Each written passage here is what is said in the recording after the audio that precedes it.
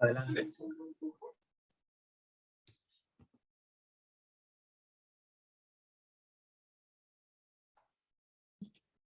¿Ya se escucha? Gracias. ¿Sí se escucha fuerte y claro? Buenas tardes a todos.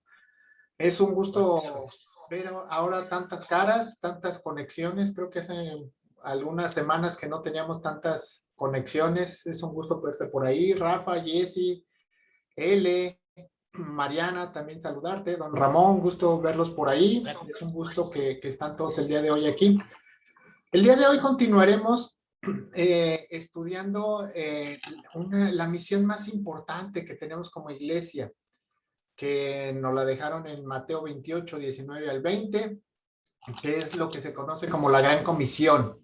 La semana pasada estuvimos viendo el versículo 19, donde hablábamos de que estamos llamados a ir y a ser discípulos, pero que el ir no es ir a agarrar mi maleta y salir corriendo a hacer a irme a Afganistán o a Pakistán o a Azerbaiyán o cosas por el estilo, sino simple y sencillamente hacer discípulos mientras yo estoy haciendo mi vida normal. El día de hoy vamos a continuar en esta misma tónica y vamos a continuar con lo siguiente. Vamos a ver el cómo podemos hacer discípulos. Ya vimos que la gran comisión es hacer discípulos. Ahora vamos a ver cómo hacer discípulos. ¿Sale? Entonces vamos a leer, por favor. Prendan sus Biblias, saquen su memoria fotográfica, si son Sheldon Cooper. Si otros tienen ahí su Biblia de papel todavía, perfecto. Ok, si no, pues sóplele el de al lado, ¿sí? Y vamos a ver qué dice Mateo 28, 20. Empieza diciendo, enseñándoles a guardar todo lo que les he mandado. Y recuerden, yo estoy con ustedes todos los días hasta el fin del mundo. Y cuando nosotros escuchamos en nuestra sociedad la palabra enseñar, y cuando alguien nos dice, oye, estás llamado a ir a enseñar, pensamos inmediatamente en ponernos en modo maestro, ¿ah? Lo primero que hacemos es, voy a hacer modo maestro, entonces voy a sacar mis super lentes, voy a sacar mi regla, mi escuadra para verme bien eficaz, pero como somos maestros que vamos a enseñar de Dios, pues a lo mejor lo primero que hacemos es ir y buscar nuestra mejor Biblia, ¿verdad? Si tenemos 3 o 4, pues ahí decimos, ay, ¿cuál es la que se ve más bonita, no? O sea, porque la voy a usar, o hoy la vamos a sacar del estante, ¿no? Que nunca la usamos. Sí, y luego vamos a decir, ¿qué traducción voy a usar? Voy a usar la nueva traducción viviente, la Reina Valera del 60, la del 95, la NBI, ¿qué uso? ¿Cuál uso? ¿No? Y empezamos a ver todo ese tipo de cosas. Empezamos a checar nuestro calendario y lo primero que hacemos es en nuestra apretada agenda, empezamos a programar un tiempo para poder hacer una enseñanza con todos los demás, ¿no? Empezamos a apartar los tiempos y decimos, bueno, yo nada más puedo de 9 a 11 de la noche, otros van a decir, bueno, yo de 11:30 a 12:30 de la noche, otros a las 5 de la mañana, cada uno de nosotros en base a nuestra agenda, vamos a ir destinando ese tiempo y lo vamos a empezar a apartar. Después de esto, vamos y buscamos un material adecuado, que es lo que creemos que es lo más importante que debe de aprender un creyente. La primera pregunta que nos hacemos es, ¿por dónde empezamos? ¿Les explicamos el Viejo Testamento y la creación? ¿O empezamos por el Nuevo Testamento, por los Evangelios, por Mateo, que está súper interesante, por Juan, que nos habla del amor de Dios, por Lucas, que es un doctorzazo? Entonces, ¿por cuál empezamos? ¿Sí? Y luego decimos, no, mejor, ¿sabes qué? Voy a buscar dentro de mis PDFs, dentro de mis archivos, mi nueva vida en Cristo, la voy a desempolvar y la voy a volver a sacar para poder enseñarla a alguien, ¿verdad? Después de eso, vamos y buscamos el Cardex de esa persona, ¿verdad? El Cardex, su historial dentro de la iglesia, desde hace cuánto tiempo se congrega, si asiste, si no asiste, empezamos a investigar si ofrenda o no ofrenda, si está casado por la iglesia o por el civil, si está embarazada, si no está embarazada, si ha sido bautizado, si no ha sido bautizado, si ya asistió a otra iglesia, por qué se salió y si trae bajo el brazo su carta pastoral. Y creo que eso es lo que normalmente hacemos cada uno de nosotros cuando decimos, vamos a enseñarle a alguien. Pero ¿sabe qué, mi hermano? Este concepto de enseñar en nuestro tiempo es completamente diferente a como lo vivieron los 12 discípulos de Cristo. Yo no me imagino a los discípulos antes de ser discípulos de Cristo tomando su curso propedéutico, ¿verdad? Para poder estar a un lado con Jesús estudiando. ¿Sí? No, yo no me imagino a Jesús estudiando su carde, ¿no? A ver, tú eres fariseo, ¿no? Tú eres saduceo, no, tú eres un celote, ¿no? ¿Cómo crees? Tú eres un cobrador de impuestos, no, tú eres un simple pescador, ¿sí? Yo no me imagino eso, ¿no? Antes de ser discípulos. Y durante el discipulado que les dio Jesús, yo nunca los vi que estuvieran tomando cursos de pedagogía, técnicas de enseñanza, control de grupos, clases de Pentateuco, ni nada de eso, ¿verdad? Entonces, a lo mejor deberíamos de empezar a ver cómo fue la enseñanza, según la Biblia, de Jesucristo a sus discípulos. Y vamos a ver que era algo sumamente práctico. Y vamos a ver qué es lo que abarcaba esta enseñanza de Jesucristo a sus discípulos. Lo primero que podemos ver y que podemos notar es que Jesús enseñaba a sus discípulos por medio de la predicación. Esa era la enseñanza más formal que Dios les daba a sus discípulos. Y tenemos ejemplos muy claros dentro de la palabra de Dios, ¿no? El más claro a lo mejor puede ser el famoso Sermón del Monte, donde les explicaba qué es lo que tenían que hacer y cómo tenían que hacerlo, ¿no? Pero aparte de eso también estaban las parábolas, ¿sí? Y todas aquellas enseñanzas que les daba a las multitudes, pues obviamente también estaban enfocadas hacia cada uno de sus discípulos y a lo largo de los evangelios podemos ver que hay muchas de ellas, ¿sí? Y luego, ¿qué más hacía? Bueno, pues también les enseñaba por medio de pláticas con ellos, por medio de responderles a preguntas. Y en infinidad, perdón, en infinidad de situaciones que surgían en su día a día, siempre le llevaban las preguntas a Jesús. Y lo que más les importaba era quién era el más importante, ¿verdad? ¿Quién es el que se va a sentar a tu derecha y quién a tu izquierda? Pero bueno, eran preguntas, siempre se las estaban haciendo y Jesús siempre le respondía estas preguntas. Otra forma de enseñanza era por medio de la experiencia, por medio de que empezaran a hacer cosas. Muchas cosas las aprendieron los discípulos haciendo lo que Dios les indicaba que hicieran. Lo primero que empezaron a hacer era ayudar en la logística de cuando Jesús enseñaba a grandes multitudes. Empezaba y pues ellos iban y los formaban, ¿no? Y los decían, a ver, todos los de este lado se sientan en este lado, aquí, allá, y los iban acomodando, ¿no? Iban acomodando a la gran multitud para que escuchara al maestro sus predicaciones. Empezaban a atender las necesidades personales de niños, de enfermos, que si los traemos enfrente del maestro, que si no, que a quién atendemos primero, a quién les damos de comer, todo ese tipo de cosas.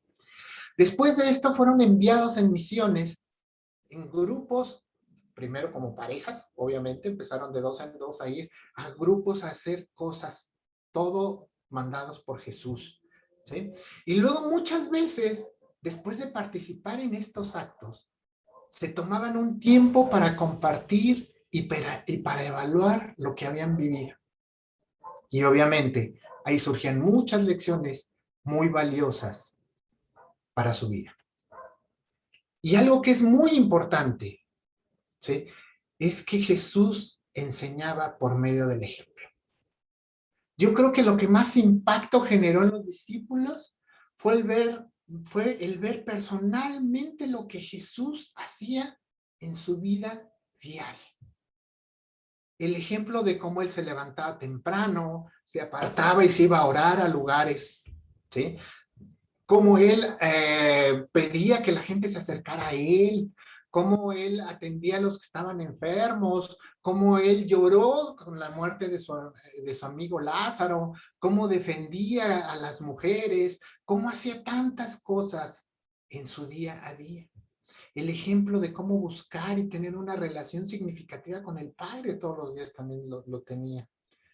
Y todo esto, lo que hacían es que establecía una relación estrecha y cercana con cada uno de sus discípulos.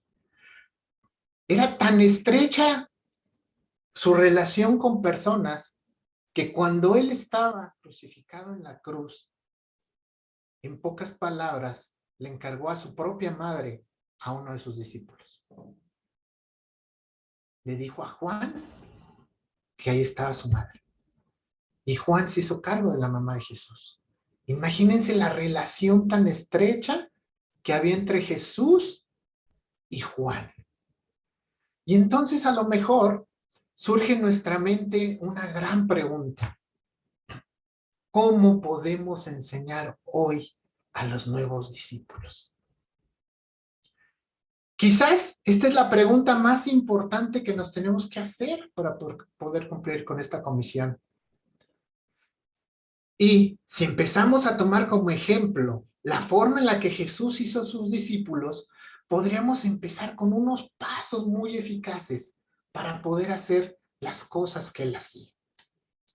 Lo primero que quizás podemos empezar con una persona, cuando nosotros queremos enseñarle y mostrarle el amor de Cristo y cómo funciona en la vida de nosotros y todo este tipo de cosas, es fomentando la participación de estas personas en los servicios de adoración de nuestra comunidad, que es donde se enseña, donde viene la enseñanza bíblica. ¿Cuáles son los que tenemos a disposición nosotros en Campo Real? Bueno, pues tenemos nuestro servicio dominical, que es el más importante para todos, pero también tenemos nuestro servicio de oración todos los jueves a las 8 de la noche. ¿Sí? Entonces, lo primero que a lo mejor podríamos empezar es invitando a participar a las personas en esos servicios públicos de adoración. Y eso nos sirve para que no dejando de congregarnos y enseñar ese hábito en los nuevos creyentes.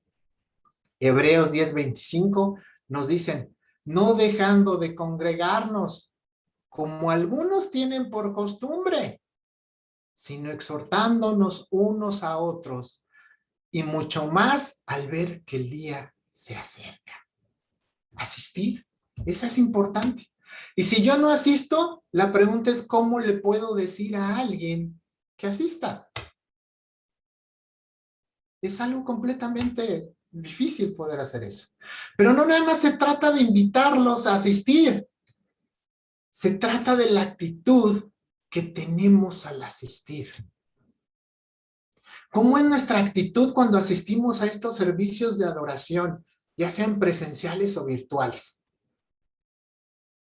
¿Ponemos atención y foco en lo que se está hablando? ¿O estamos ocupados en nuestro teléfono, viendo a ver quién nos habla, consultando nuestro chat, consultando nuestro correo? Porque somos tan importantes que no podemos desconectarnos 2 horas para dedicarle ese tiempo a escuchar la palabra de Dios. Y a lo mejor más de alguno me puede decir, no, pues es que hoy en día, ¿cómo crees? Tenemos que estar conectados todo el tiempo, somos 24/7. Sí, tenemos que tener internet. Lo que es más, la peor tragedia que puede haber en el mundo ya no es que te enfermes, es que no tengas internet. ¿Sí? Entonces, tenemos que estar conectados. ¿Cómo crees que voy a desconectarme 2 horas del internet? Y me gustaría ponerles un ejemplo. Conozco una persona que es maestra. Y esa maestra, hoy en día, no usa teléfono. Obvio, no usa chat. Contesta el correo cada vez que prende su máquina, cuando tiene un tiempo específico para hacerlo. Nosotros no podemos vivir 2 horas sin el teléfono. Nos cuesta tanto trabajo.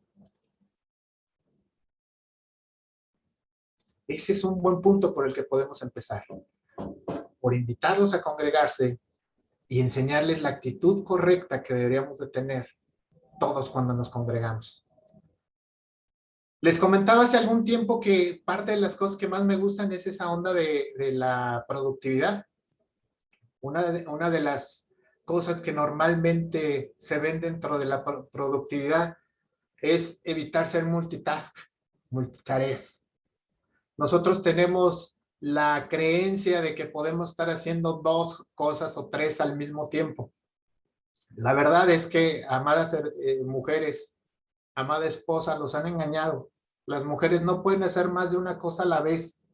El cerebro humano no tiene la capacidad para poner atención en dos cosas al mismo tiempo. Entonces, si yo estoy en un servicio virtual y estoy cortando el jardín o estoy manejando, ¿sabe qué? No va a poner atención a lo que se está hablando. Tenemos que aprender a tener la actitud correcta en el momento de la enseñanza de la palabra. En algunas iglesias hay una muy buena y sana costumbre, tomar apuntes, ¿sí? Desgraciadamente nosotros difícilmente hacemos eso. Y creemos que somos multitask. Por ahí me están presumiendo ya unos apuntes y unas notas, ¿sí? Pero creemos que somos multitask y creemos que podemos estar haciendo lo que sea y podemos seguir atendiendo la palabra de Dios para que nos cambie, para que nos transforme, para que sea parte de nuestra vida y no le podemos dedicar ese tiempo para escuchar la palabra de Dios. Después de esto, otra cosa que tenemos que hacer es estar dispuestos a tener un diálogo constante y resolver las preguntas de las personas que nos hacen todos los días. Pero lo más importante es establecer esa comunión con esos creyentes. No es el que les pueda resolver. Muchas preguntas se pueden resolver hoy en línea. Muchas preguntas se pueden resolver llamando por teléfono. Hay que establecer esa comunión con los nuevos creyentes. Involucrarlos dentro de las actividades de la iglesia. Ser partícipes de los ministerios que están dentro de la iglesia. O empezar a desarrollar nuevos ministerios dentro de la iglesia. Y nos damos cuenta que, por ejemplo, decimos, vamos a hacer, no sé, el último ejemplo que podría poner, despensas. No nos involucramos en hacer las despensas. No nos involucramos en llenar las despensas y mucho menos en irlas a entregar. Si yo les dijera, por ejemplo, vamos a involucrarnos en llevarles de comer a los migrantes, ¿estarían dispuestos a hacerle la comida a los migrantes e ir y llevarla? Pues a lo mejor algunos sí. Pero ¿cómo queremos invitar a alguien a que lo haga si nosotros no lo hacemos? Tenemos que invitar a los creyentes a participar en esos ministerios que hay dentro de la iglesia, ¿sí? Y si no hay, pues tenemos que empezar a ser creativos para hacer cosas nuevas dentro de la iglesia. Nosotros no estamos llamados a ser pasivos, a calentar una banca y que la gente nos vea pasar nada más. Estamos llamados a transformar la vida de todas las personas que están alrededor de nosotros. Y esta es la más difícil. Enseñar con el ejemplo en nuestras vidas.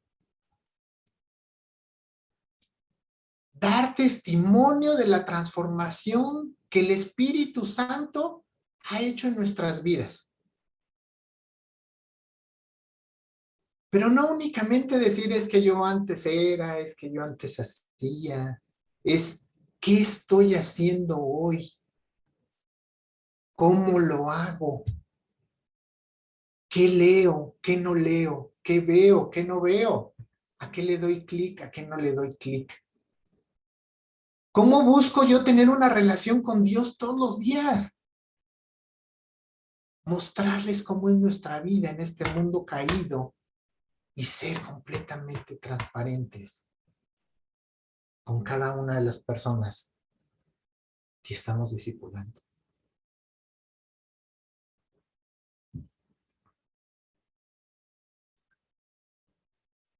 Y la verdad es que todo esto se escucha fácil. Si yo hiciera esta lista, si hiciera mi checklist, se escucha bien simple. 4 cosas. Ay, pues ¿cómo? Pues, ¿cómo no lo voy a poder hacer? Pero lo primero que tenemos que entender, hermanos, y esto es algo que a lo mejor nos tenemos que grabar en algún texto, ponerlo por ahí. Un discipulado no se trata de dar una clase o de un curso de Biblia. Se trata de establecer una relación con la otra persona en la que se le mostrará cómo aplicamos las enseñanzas de Cristo en nuestra vida diaria. Va de nuez. No se trata de dar clases o cursos. Se trata de establecer relaciones con la otra persona. Mostrarles cómo aplicamos lo que hemos aprendido en nuestra vida diaria. Y para hacer esto, necesitamos hacer dos cosas. Por un lado, mostrar todo lo que es nuestra vida a otra persona. Y la segunda es establecer una relación cercana y afectiva con la otra persona.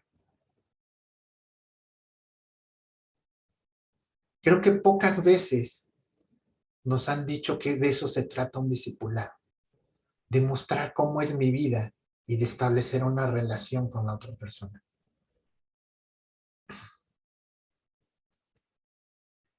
Y la pregunta aquí, la primera pregunta es, ¿estamos dispuestos a mostrar cómo es nuestra vida diaria?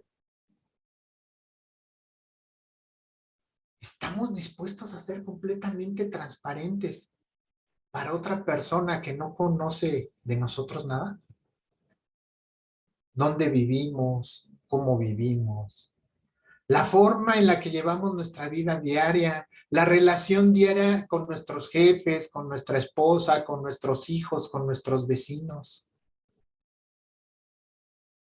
¿Podemos decirle las cosas que nos agradan, así como las cosas que nos desagradan? ¿Podemos mostrarles cómo pasamos nuestro tiempo libre? ¿Cómo festejamos cuando estamos en familia? Nuestros cumpleaños, nuestros logros, nuestros triunfos. ¿Cómo llevamos nuestras dificultades? ¿Cómo afrontamos la enfermedad? ¿Cómo afrontamos cuando tenemos problemas económicos? ¿Cómo afrontamos la pérdida de un ser querido? ¿Cómo hacemos esto? Y luego todavía nos dice, y tenemos que ir un poco más, no nada más es muéstrale lo que estás haciendo, es establece una relación estrecha con esa otra persona. Y establecer una relación con otra persona lleva tiempo, recursos e implica sentimientos. Implica dedicarles tiempo. Quizás en tu sábado o domingo, que es el día que descansas y que lo tienes predestinado a tu familia. Posiblemente dedicarle tiempo que a veces tienes reservado para ver el clásico que tú quieras, el de fútbol, el de béisbol, el de fútbol americano, el que tú quieras. Implica que tienes que involucrar tus recursos para estar con esa persona.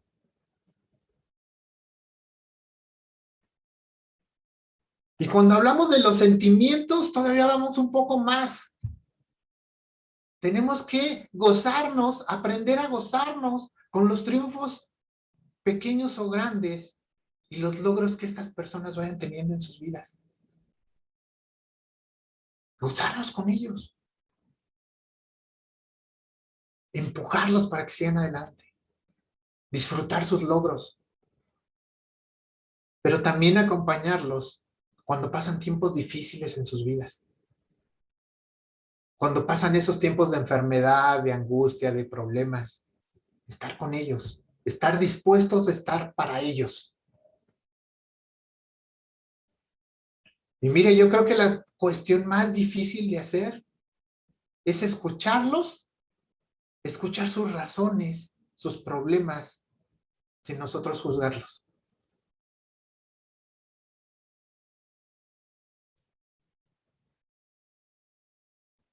Y lo más chistoso del asunto es que muchas veces estas personas seguramente se desilusionarán de nosotros. Y muchas veces estas personas romperán nuestro corazón. Y tenemos que estar dispuestos a hacer eso. Debemos estar dispuestos a caminar juntos con ellos, a luchar por ellos, a perseverar en la tarea de formarlos hasta que Cristo sea claramente visible en su vida diaria. Requiere hacer un pacto con cada una de estas personas, un sacrificio de nuestra parte.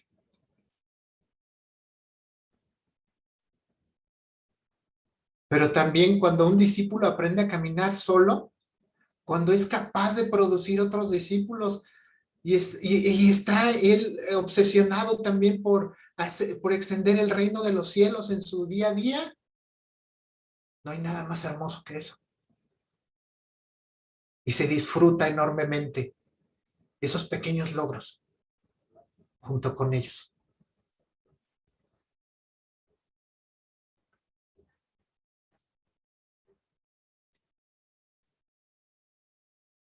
Iglesia, ¿estamos dispuestos a invertir una parte de nuestra vida para el crecimiento del reino y a ser discípulos? Esa es una pregunta para cada uno de nosotros. ¿Estamos dispuestos?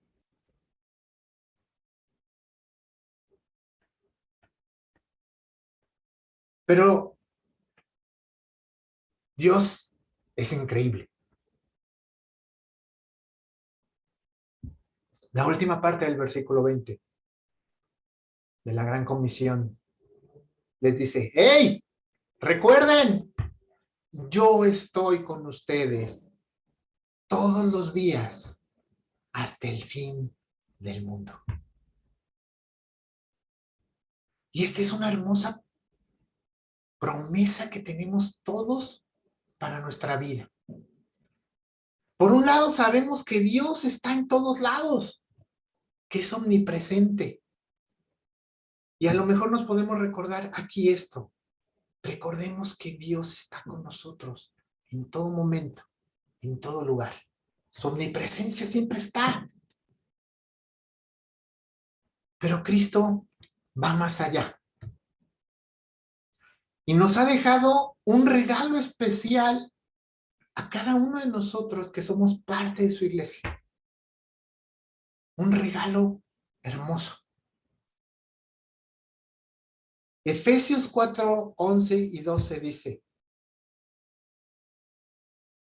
Él dio a algunos el ser apóstoles, a otros profetas, a otros evangelistas, a otros pastores y maestros, a fin de capacitar a los santos para la obra del ministerio, para la edificación del cuerpo de Cristo. Para que nosotros podamos cumplir esa gran comisión, Dios ha dejado todos esos ministerios que nosotros conocemos. Pero lo importante no es el ministerio, hermano. Es las personas que están atrás de esos ministerios. Esas personas que cumplen con esos diferentes oficios. Hombres y mujeres que desarrollan diferentes oficios dentro de cada una de las iglesias que Dios ha levantado. Antiguamente se les llamaba apóstoles, ahora les podemos llamar misioneros. Antes se les llamaba profetas, ahora les podemos llamar predicadores. Los evangelistas, los pastores y los maestros. Estas son personas que por medio de su vida y trabajo dentro de la iglesia enseñan cómo vivir este camino que Dios nos manda a seguir. ¿Cómo? Por medio del ejemplo de sus vidas.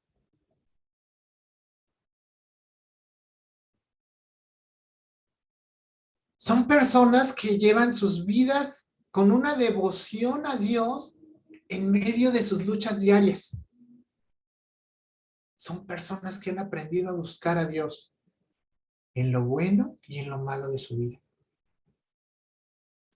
Y esto nos ayuda a nosotros a poder llevar esas luchas también. Y también vemos cómo estas personas asumen compromisos con otras personas de nuestra comunidad para enseñarles lo que ellos saben. Y mire, hermano, yo no sé ustedes, pero si el día de hoy yo estoy aquí, es porque he aprendido de algunas personas que han sido ejemplo con su día a día. Si estoy aquí, no es porque me enseñaron el libro de Mateo, o Éxodo, o Levítico. Si estoy aquí, es porque esas personas me enseñaron cómo buscar de Dios todos los días. Si estoy aquí, es porque esas personas me enseñaron cómo vivir mis tristezas, cómo vivir mis enfermedades, cómo vivir ante la muerte en mi vida, ante los problemas que nos atañen todos los días. Si estoy aquí, es porque esas personas se involucraron de tal manera en mi vida y fueron tan transparentes que pude ver su día a día. Tuve la fortuna de irme de vacaciones con más de alguno. Es el ejemplo que ellos pusieron en su vida, el ejemplo de cómo Dios resolvió la situación en su vida. Porque yo, al igual que todos ustedes, sigo pasando lo mismo. Me sigo enfermando, sigo teniendo angustias, sigo teniendo confusiones y dificultades todos los días. Pero la diferencia de mi vida anterior a hoy es que esas personas que Dios dispuso, algunos fueron pastores, algunos han sido maestros, algunos han sido evangelistas, algunos más han sido misioneros. Me han enseñado cómo poder vivir.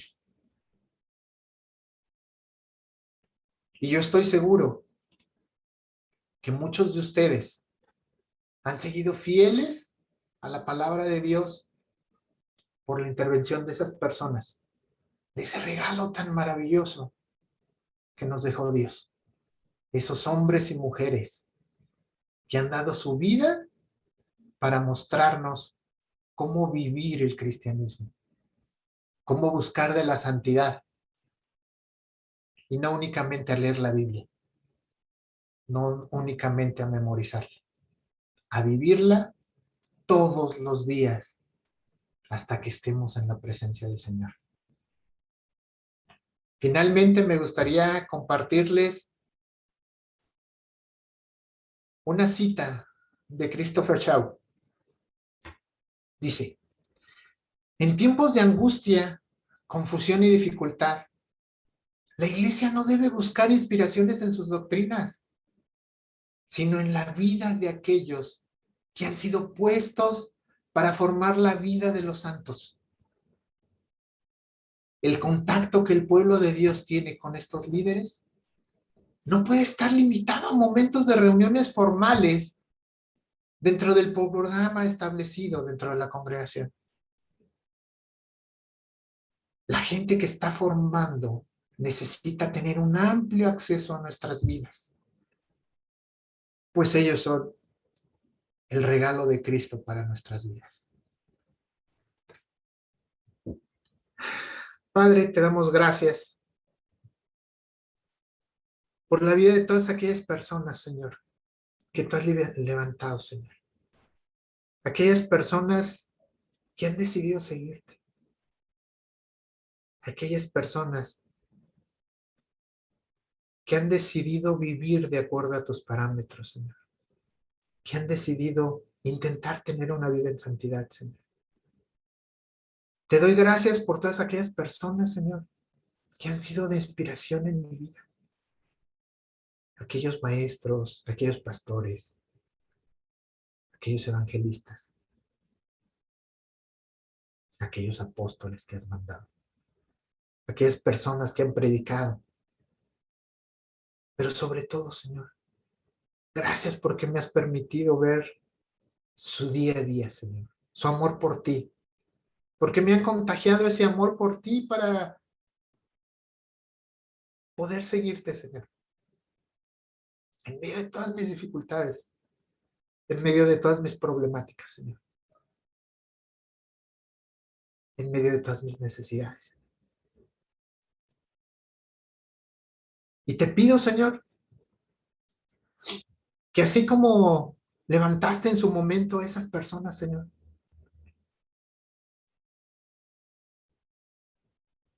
nos levantes a todos y cada uno, Señor, de los que participamos en esta iglesia, Señor.